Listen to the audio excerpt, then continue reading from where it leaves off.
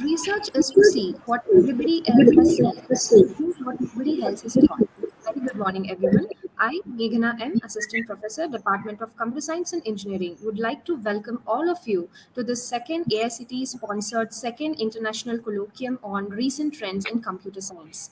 This session is a talk on so close and so far to go adaptive learning systems that's going to be delivered by Dr. Susan. I would now like to take this opportunity to welcome our respected principal, Dr. V. Sadashivi Gowda, to the session. Welcome you, sir.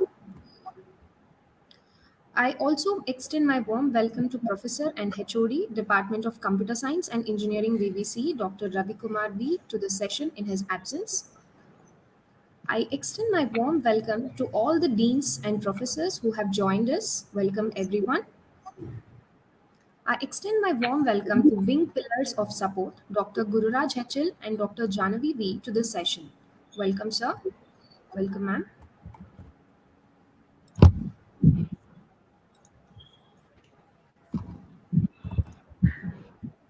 I am honored and privileged to welcome our session speaker, Dr. Susan M., ACM Distinguished Speaker, Consultant and Teacher, College Teaching Coach, Colorado, USA, to the session. A hearty welcome, ma'am. Also, a profound welcome to all the participants, our wing members who have joined us online to involve in the learning. It's now time to introduce our speaker, Dr. Susan M., before we get to witness her knowledgeable addressing. I request Professor Chetana HT, Assistant Professor, Department of CSC VVCE, to introduce the speaker. Good morning, everyone. I, Chetana HD, Assistant Professor from the Department of Computer Science and Engineering, take this opportunity to introduce today's resource person, Dr. Susan M. Zvacek. Dr. Susan M. Zvacek Dr. Susan M. Zvacek is an independent consultant speaker and online teacher focused on cultivating learning-centered teaching in higher education. Her disciplinary interests include online learning, educational technology, and instructional design. Susan's speaking experience is diverse with keynote addresses and workshops in the Czech Republic, Austria, Costa Rica, Estonia, Slovakia, Cyprus, India, England, Portugal, China, Germany, and throughout the United States. She had 2 Fulbright appointments and she has served as an NSF reviewer for many years. Her 25 plus year of experience in higher education included teaching, dissertation advising, and administration. She is an IEEE distinguished lecturer and a distinguished speaker for the ACM. I welcome you, ma'am. Thank you. It's wonderful to be here. And I want to begin. I'm going to go ahead and share my screen. And we will see how we're doing here.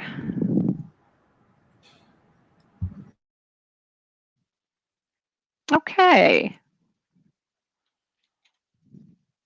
And I hope that you are all seeing my screen at this point with the slide. So what I want to speak about today are systems that are known as adaptive learning systems. They often are also called adaptive instructional systems because the real focus here is on thinking about how we are providing instruction to students. Now, this image that I'm showing on the screen is an example of a special comic that a man named Arthur Radabaugh presented, and this is from 1958, and I think you can sort of tell that from the style. But what Arthur Radabaugh did was every Sunday in the newspaper, there would be one of these drawings, one of these illustrations, and it was always something about what things are going to be like in the far off future.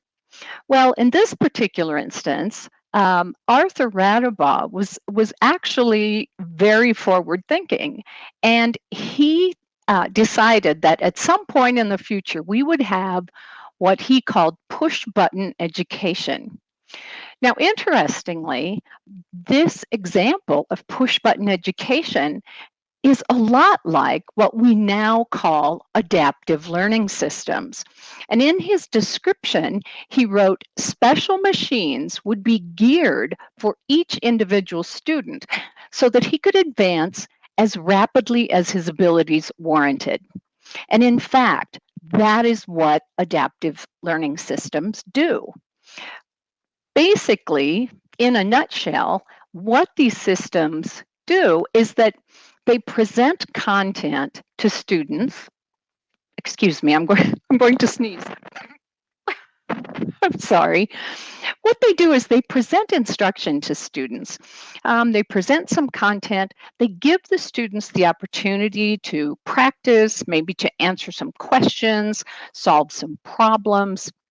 And the system keeps track of how well the students are doing, and it adjusts the sequence of activities based on the student's performance. So it's keeping track on a very granular level of the student's performance.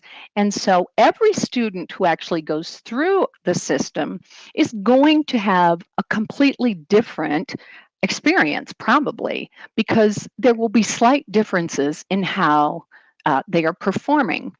And so the idea with an adaptive learning system is that this system, actually, that's the adaptive part, it adjusts to how well the students are doing.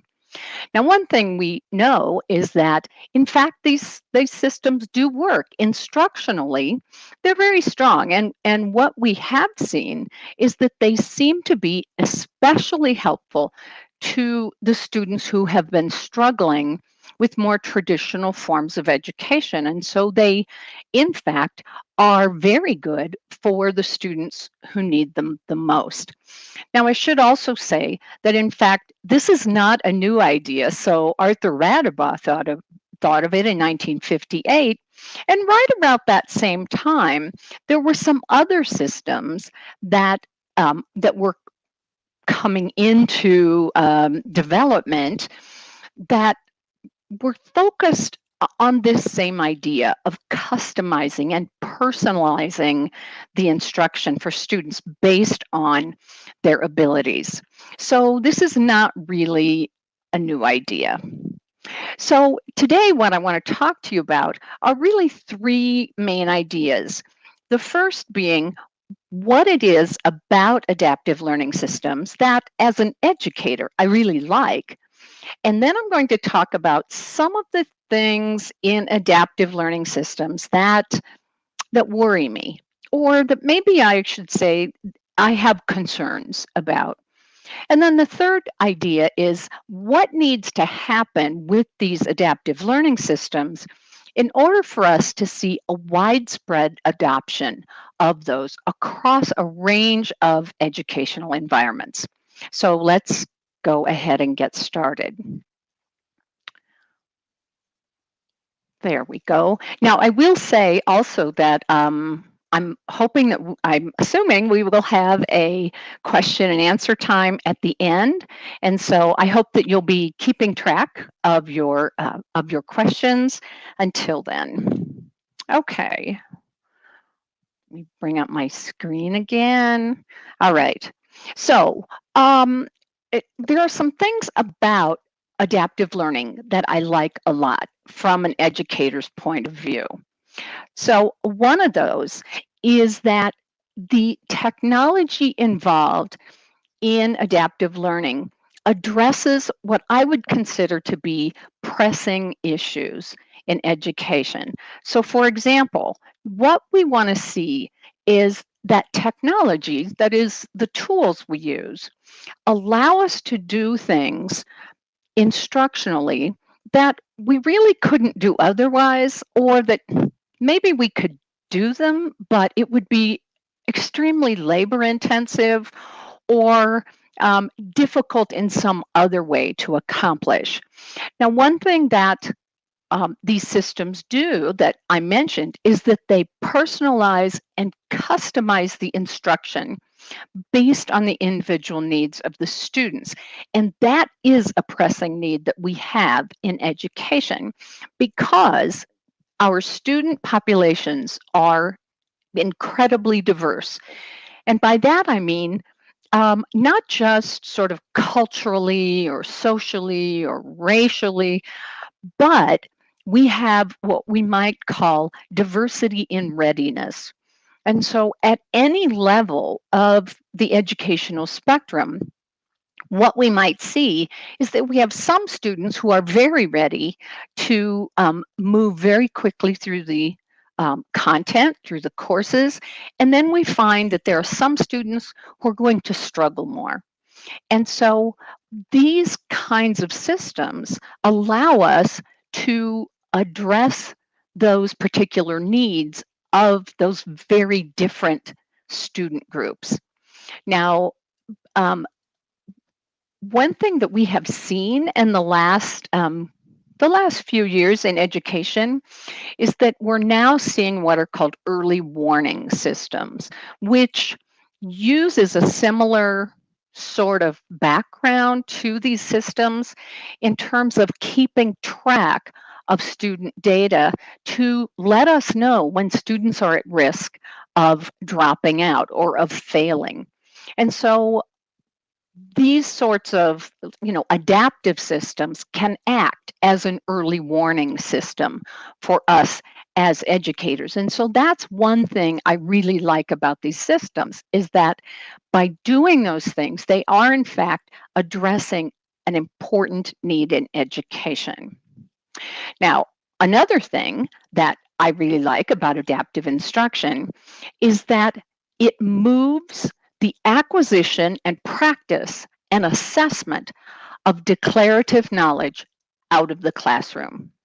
Now, let me explain what I mean by that. First of all, let me explain what I mean by declarative knowledge. Declarative knowledge, I like to say it's stuff you know about. So we can say this is know what. We have know how, which are skills that are, sort of algorithmic. We have a set way to do certain things. Okay, we think of that as know how. Declarative knowledge is what I would call know what. I know about something. And one of the problems that we run into is that so much of our in-person teaching has to be focused on that declarative knowledge, that know what. And what that does is it takes time away from more meaningful learning, more higher order thinking that is the best use of a teacher's time. So what I like to see is that adaptive learning systems allow students on their own time to focus on this declarative knowledge. This is the stuff you need to memorize, right? I mean, there's just a certain amount of knowledge that you have to have. So if the students can get that on their own time by using an adaptive learning system, so, they're learning about multiplication, or they're learning algebra problems, or they're learning about the parts of speech, or, chemistry equations. So they're learning those things, that basic foundational knowledge. They're learning about that outside of the classroom using these individualized, customized adaptive learning systems. What that then allows me to do as a teacher is to spend time with students focused on higher order thinking that relies on declarative knowledge. And so as a teacher, I have a limited amount of time that I can spend working with my students. And so I want to spend that time engaged in higher order thinking, not simply getting my students to memorize things or introducing them to new concepts right off the bat. I want them to already come to class with that basic foundational knowledge. And so an adaptive learning system can do that for me.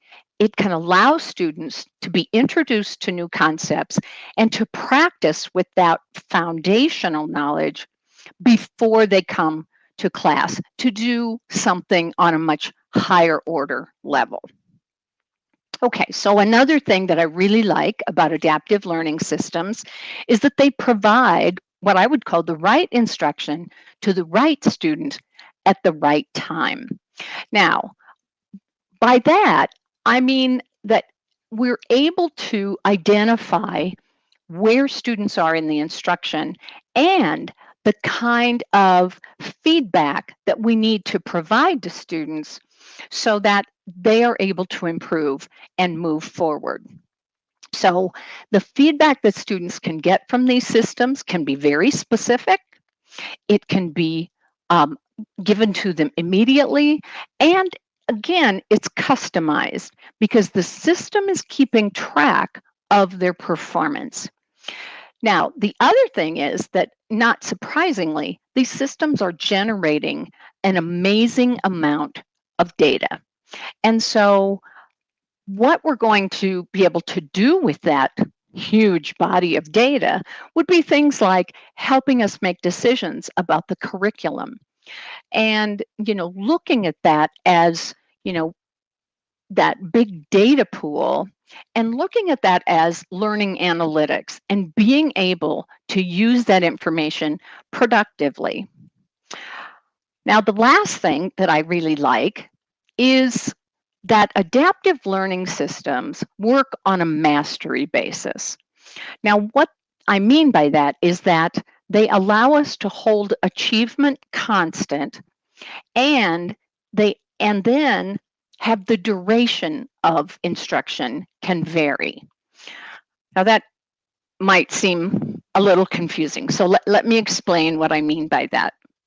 In a traditional educational system, what we tend to do is we say, okay, we have this amount of time, okay, and all of the students are going to have that period of time, maybe a semester, to learn the content.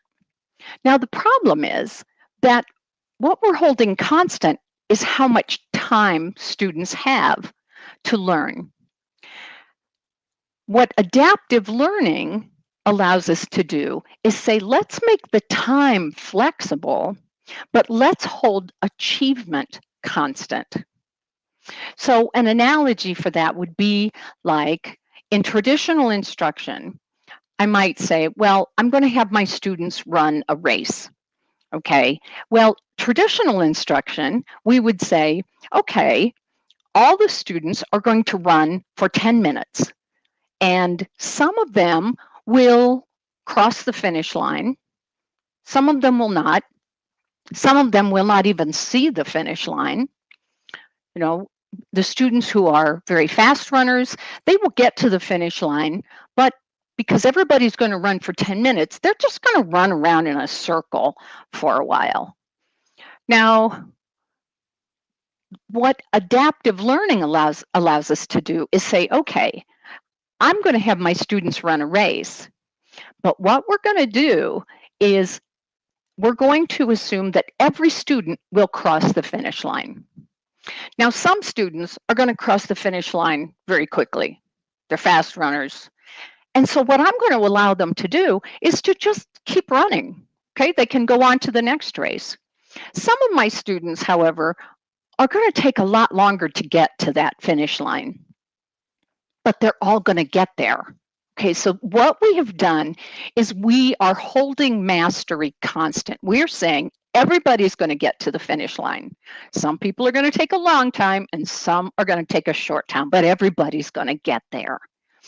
So the contrast then with traditional instruction is this idea of, are we focused on everyone crossing the finish line, or are we focused on how much time the students are all engaged in instruction?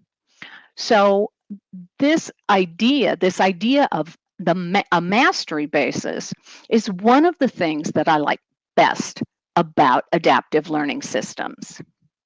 Now, let's talk about some of the things that concern me. And as I said, I think adaptive learning systems are terrific. But I think there are some things we need to be considering as we're looking at these and as we're thinking about if we want to adopt them. So one of my first concerns is the systems may reinforce a culture of haves and have-nots. Not surprisingly, these systems are expensive, okay? And because they're used individually, so they're used by individual students, either the parents of the students need to buy into this or buy access to one of these systems, for example, to learn English as a second language, or to learn mathematics, or to learn chemistry. Either the parents need to buy access for their kids for this, or a school needs to be very well funded in order to provide these systems for all of their students. So what that means to me, what that says to me is it's not going to be the schools that are struggling financially who can provide this. Now, one of the problems that we see here is that we would say the rich get richer, right? The students whose parents can afford these kinds of systems, you know, there's a good chance they don't need it nearly as much as the students who might be in families that are struggling financially. And so what we might see is because of the expense of these systems and the expense of gaining access to this, what we may see is that the students who are already advantaged in some ways by coming, you know, from a family that already has a lot of opportunity, that in fact, now what we're seeing is that inequality in access. And so we would say a disparity in opportunity. And so that's one of my concerns with this. Who is actually going to be able to engage in this kind of learning? Another concern, as I mentioned, these systems generate an immense amount of data. Every keystroke is recorded, and not just every keystroke, but how long it took a student from the time they were presented the material to the time they were able to answer a question, or how long they spent reading the screen. All of that information is tracked. And so there is an immense amount of data. Now, one of my concerns here is that while that data can be very helpful as far as allowing us to use it to make decisions about the curriculum, or for us to evaluate, you know, how a school is preparing students, the problem here is that we're really looking at data from our students that we need to think about who has access to and how it might be used. One of the concerns I have about these systems is that because we know so much about that student's performance, my concern is that that information, those data points, could in fact be used to, at some point, deny them opportunities. So I'm sure all of you know of at least one student who maybe at some point in their educational career, maybe in primary school, maybe in junior high, really was not fulfilling their potential. But then later on, they really came back and were able to accomplish much more than we might have thought based on that early performance. Now, my concern is if we have these systems that are keeping track of this performance data, what I would not want to see is that students, in fact, would be judged and that their potential would be judged based on a very focused and rather static set of data that may or may not reflect their true potential. And so I think we need to be asking questions about who has access to this information and how is it going to be used. I think one thing that we need to ask the companies that are selling these systems is very straightforward. We need to ask them, tell me why I should trust you. Okay, explain to me what it is you are going to do to protect my students' information, what it is you are going to do as far as who is going to have access and what decisions are going to be made with that information, and why I should entrust you with that. And so as an educator, I look at this and I get worried. I will admit, I can see both sides of this. Having that data can be terrific, but there are very real concerns related to it. Okay, the third concern that I have is that educational technology has a long, long history of overpromising and under-delivering. Now, I'm sure you have all seen this, right? Where a new technology comes along, and oh my goodness, you know, this changes everything. Well, I've finally decided that when someone says this is going to change everything, that in fact, I need to like turn around and walk away. Okay, because we have heard too much of that.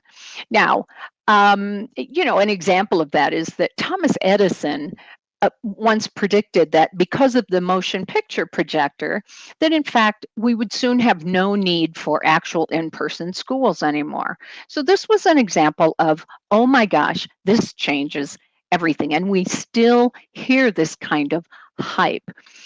So the problem here is that when we hear this overpromising,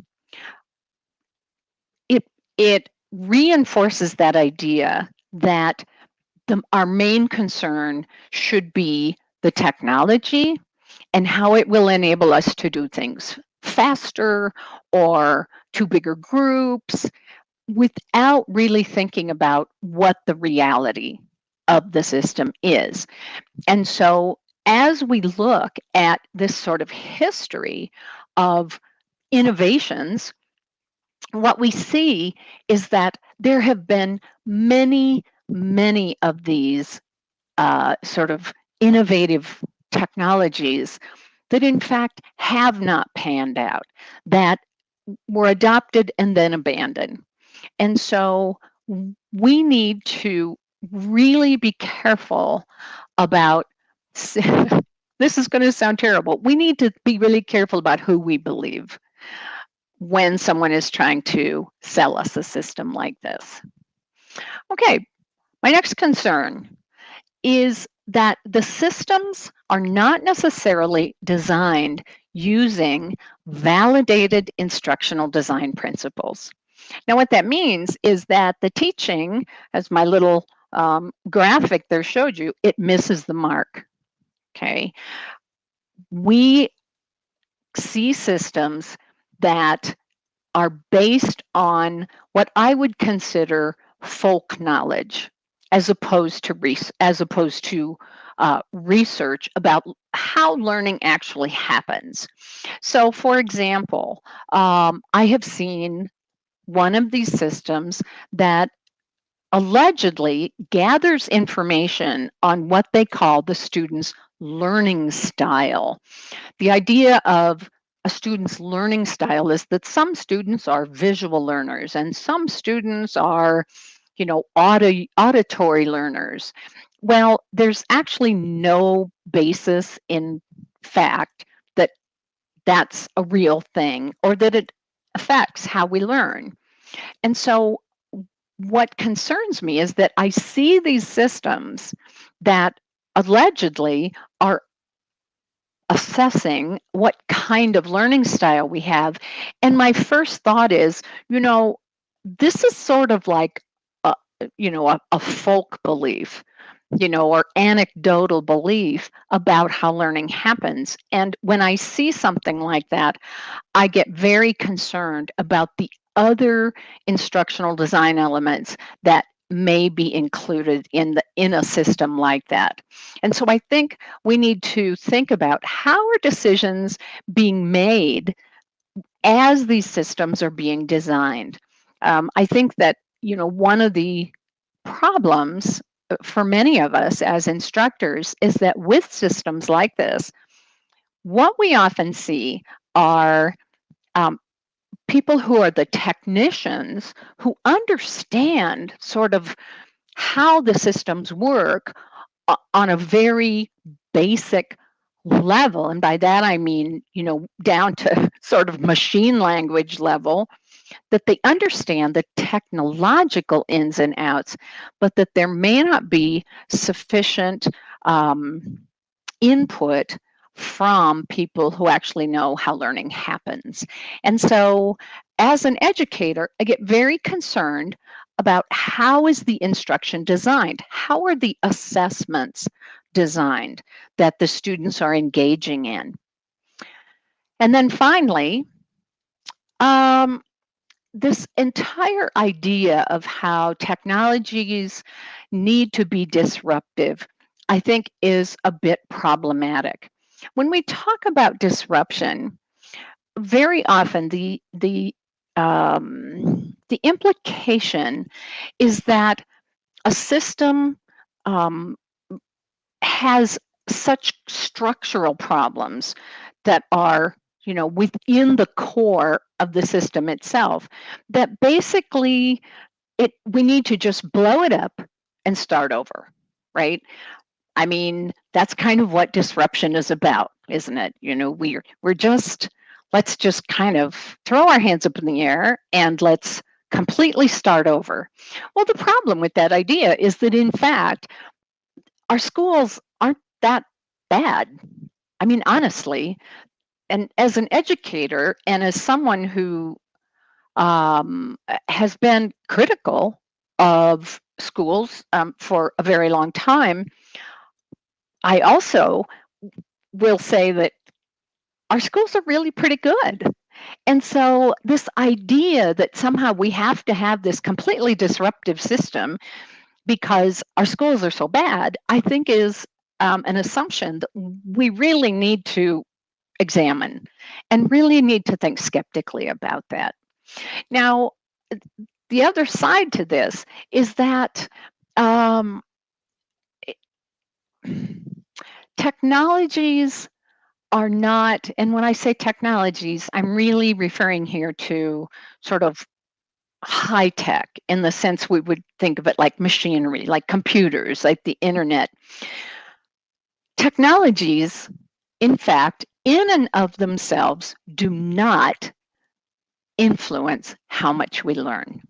Now, that probably sounds weird, right? Because here I am talking to you about technologies, and I'm someone who does a lot of work with educational technologies.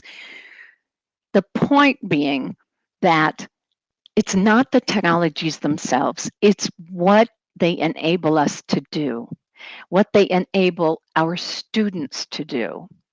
So we have to focus on what does the technology enable our students to do? Now, a great thing about adaptive learning systems is that they allow our students as learners to engage in a lot of practice. They allow them to get immediate feedback. They allow them to be exposed to the content as many times as necessary. And so I think that we need to think about technologies in the sense of what do they enable students to do, and not are they simply this big disruption as a way to sort of crack open this broken, supposedly, educational system. Okay, so that's all of the sort of bad stuff. Now let's talk about what needs to happen to facilitate widespread adoption of systems like this. So the first thing, and I have my little man up here who's, we would say, the snake oil salesman. The first thing that we need to do is that we need to have realistic expectations and promises. We, as the educators, need the expectations. The promises from the other side, from the vendors and the developers, need to be realistic. And so, you know, again, this idea of sort of overpromising and under-delivering here can really get in the way of widespread adoption of these systems.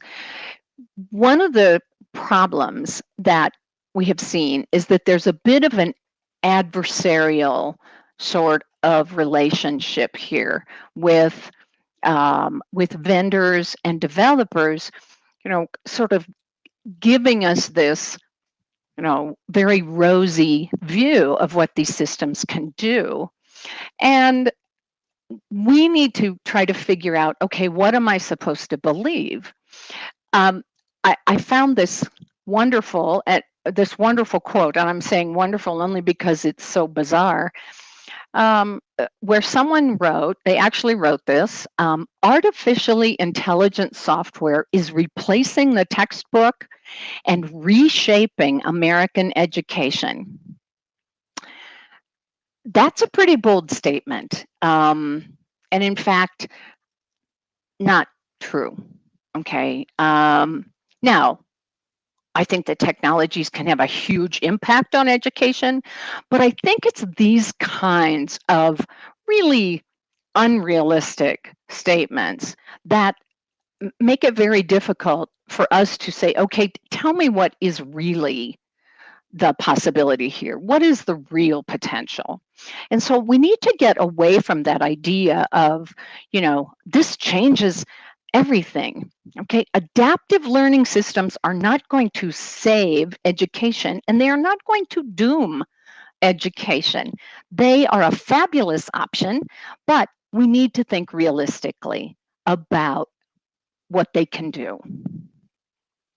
Another thing that needs to happen for widespread adoption is that we need to see more research. We need more evidence about what the systems can do. Now, I mentioned before that, yeah, as far as we know, they work great. These systems are terrific. And that's not surprising because what we're looking at is an educational system that is sort of like everyone having their own tutor, right? I sit at the computer and I'm presented information and I'm given problems to work on, and you know, the system is adjusting and it's customizing my instruction. But we need more research. For example, we don't really know, whoops, I need to back up here. We don't really know at this point what kinds of interactions may occur. So, for example, okay, we know that with this kind of content, maybe certain students do better, okay? Or we can see that a certain age group does better with a particular kind of feedback. You know, we need to really get that research that digs down into very specific factors so that in fact we can see if there are some interactions going on with those factors of who are the students, what are their ages, what do they already know, what is the course content, what kinds of problems are they being given, how do those elements interact to either improve learning or, we hope not, inhibit learning. So basically, we need to see more evidence. Another thing that needs to happen for widespread adoption is that I think we all need to have, and by we actually, I mean, sort of developers and vendors need to have an awareness and an understanding of the history of that long string of educational technology successes and failures, especially the failures. Unfortunately, we have as I said, a long history in educational technology in which systems or technologies, various innovative ideas are adopted and then abandoned.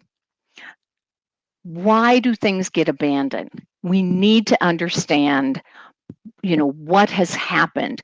Why have a variety of innovations simply fizzled out?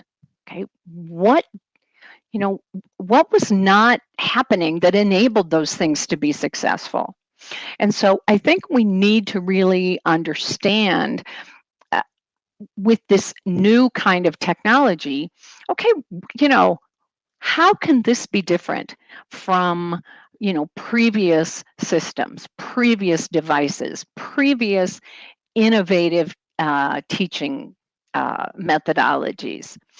And, being able to figure out sort of, okay, how do we exploit the advantages of a system like that? And I mean exploit in a very positive and a constructive way. How do we take advantage of these capabilities in a way that will allow this to not just be one more innovation that everyone is excited about and then it fizzles out? Another thing that we need to think about is how do we figure out who's going to decide about the content, right? And how do we balance that? So let me explain a little bit more what I mean by that. In any of these systems, somebody has to put all the content in. Someone has to write the little quiz questions. Someone has to decide how much content is going to be presented at a time. Okay, so there are all these decisions about the content, and that's an extremely time-consuming and extremely expensive proposition. What that means is that each individual teacher is not going to be able to set up their own adaptive learning system. And so what we're going to see, and what we do see now, is the systems that are now available have been created by book publishing companies or maybe by standalone companies who have done all of that. They have put all that content in. They've written all those questions. But what that means is that now we're sort of stuck with that, right? We have to commit to that set of instruction, that set of content, those questions, okay, those particular learning objectives, those outcomes. And so we lose some flexibility there. And, that's good and bad. I mean, I think that we really need to think about how can we balance being able to possibly customize some of the content and maybe make it a little bit more flexible while still having systems that are really robust and, that can really, present the kind of depth that we're looking at. And so thinking about, okay, how can we balance that? How can we have great content, great assessments, but still have that flexibility that that would allow us maybe at the grade level, maybe in an individual school, being able to customize that and make it a little bit more flexible. And then finally, the last thing that I think needs to happen, and probably the most important thing that needs to happen for widespread adoption, is going to be a commitment of resources to train people how to use these systems how to integrate them into instruction, and how to support them. How do you update a system like this? How do you troubleshoot a system like this? You know, I mean, this idea of educational technologies that have failed, you can look back at so many of those. And one of the main reasons, one of the most frequent reasons that educational technologies fail is because there was not enough support, there was not enough training, there was not enough information about troubleshooting. And so what you saw, well, in fact, what we saw in many cases was that new kinds of devices, new technologies would sort of be installed in classrooms, and then the vendors or the support people would sort of walk away. Okay, good luck. Don't call us. Right? And so, of course, they failed. And so, what we absolutely must see with systems like this is training for the teachers, training for students, training for school administrators, training for the tech support folks, so that we know what we're doing with the systems and that we're not simply left to figure this stuff out on our own. That is, as I said, it's probably the most common reason that new technologies fail in schools. Okay, so I'm going to jump to my last slide, and I am ready to take questions. I'm going to go ahead and stop sharing. I'll jump back here. Okay. And I'm ready to take questions. And let me turn off my PowerPoint. There we go. Okay. And I'm ready to take questions.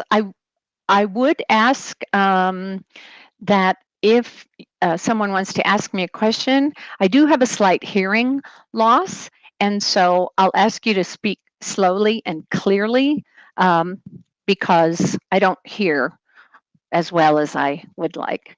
So I'm looking forward to hearing from you. Oh no.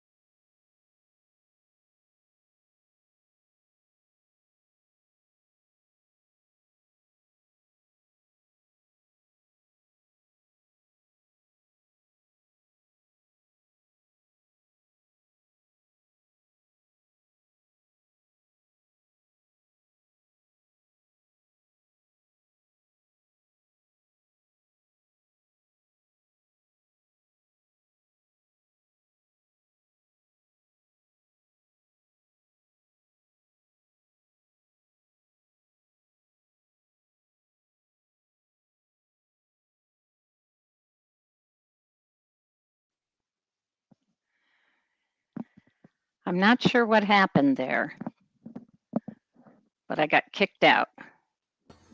Any questions from students? Yeah, we understood. Yeah, It's I'm okay. not sure what happened, but I got kicked out of the system there. I might have kicked myself out accidentally. So I'm so I am ready for questions. Dear participants, if you have any questions, you can post it in the chat box.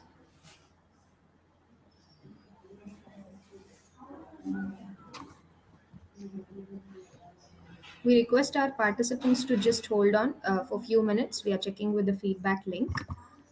Okay, on behalf of Wing VVC, I, Meghana M., Assistant Professor, Department of CSE VVC, thank you, Dr. Susan, for your valuable insights on the adaptive learning systems, the ways of engaging our students, and all the educator concerns you asked us to keep in mind. Thank you very much. Thank you for the opportunity to speak. It was my pleasure. Thank you, Sushant. Thank you so much. It was really wonderful, and we'll look forward for the future collaborations and future events with your talks. That would be wonderful. And by the way, if anyone wants to send me questions that they think of later, my email address is susan@collegeteachingcoach.com. We'll share the email address to them. No worries. Wonderful.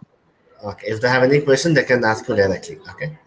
Okay. Thank you very much. Thank you, Sushant. Thank you so much. Bye Bye bye. bye.